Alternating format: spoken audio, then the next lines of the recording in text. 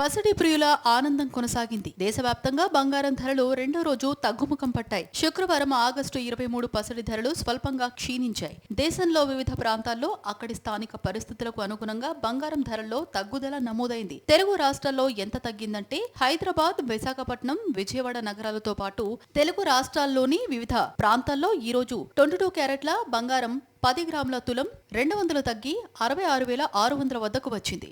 24 క్యారెట్ల బంగారం కూడా 220 క్షీణించి 72,650 వద్దకు దిగి వచ్చింది. ముంబై, బెంగళూరు, చెన్నై ప్రాంతాల్లోనూ ఇదే స్థాయిలో బంగారం ధరలు తగ్గుముఖం పట్టాయి. ఇక ఢిల్లీలోనూ ఈ రోజు బంగారం ధరలు స్వల్పంగా తగ్గాయి.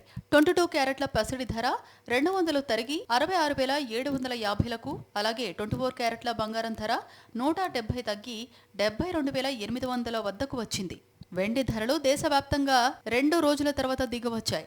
2 రోజుల నుంచి స్థిరంగా ధరలు నేడు కాస్తింత తగ్గాయి.